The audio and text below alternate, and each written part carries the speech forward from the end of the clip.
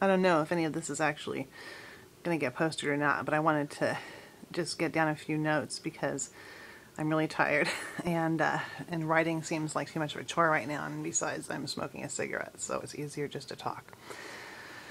My dad's gone downhill really fast this week. It's been, well, let's put it this way. The nurse came over yesterday and she had seen my dad on Thursday, and she said that she was absolutely shocked by the decline from one day to the next. On Thursday night, he started aspirating, and so I went over and spent the night and, tried to roll him onto his side and give him liquid morphine under the tongue to help him breathe a little bit better. And so we got some of the stuff out of it, some of the junk out of his lungs. And then yesterday, he didn't really get out of bed at all. He can't really move very well by himself. He's still very strong but weak. Does that make sense? He did insist on going to the bathroom yesterday, and he has gotten up this morning twice and gone to the bathroom. And so it is laborious, it is slow. We can tell that he wants to because he starts lifting himself up, but he doesn't really want to, he can't really swing himself over the side of the bed. So I put him over I put his arm over my shoulder and I sort of help him into the bathroom there, and then my mom takes it from there, and then I come and help him get back.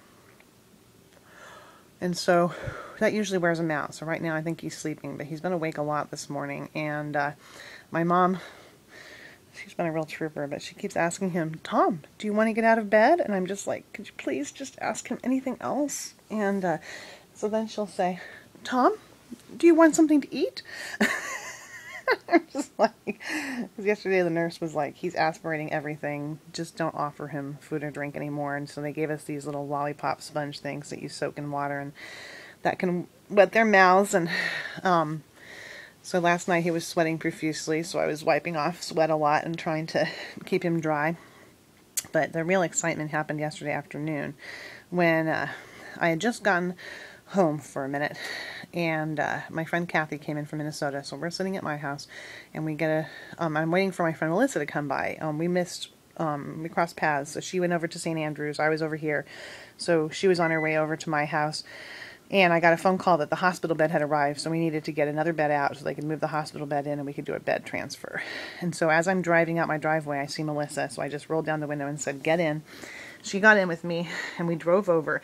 And so we get my mom's bed out of the room, and the guy is bringing in the frame for my dad's bed, and Melissa asked me if my dad was trying to get up, and I saw his legs up and his body up, kind of jerking, and I saw that he was covered with what looked like split pea soup vomit, just all over the place, and he was continuing to throw up. So we got some towels around him, and then Melissa helped me. We grabbed the sheet, and she pulled one side and I pulled the other, and we rolled him over on his side. And she's a professional nurse. She was a labor and delivery nurse for years and years, and now she teaches at the university. And so she knew exactly what to do. I was gagging on the vomit, but I didn't throw up, but my dad did see me gagging on it. And but Melissa, it was just like I couldn't imagine another person being there and not being completely horrified. But maybe I should be horrified, but I really felt like, okay, this is not anything that is new to her.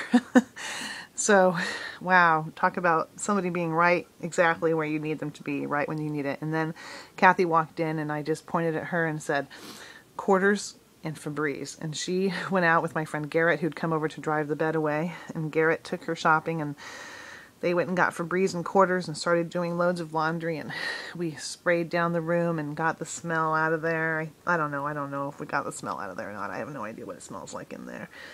But so last night I slept on the floor by my dad's bed, and then I got really cold, so I went and tried to sleep on the recliner. Kathy slept on the couch, and I had some sheets over me, but I was still cold, so I just went home and slept in my own bed until about 10 till 8, and took a shower and went back over.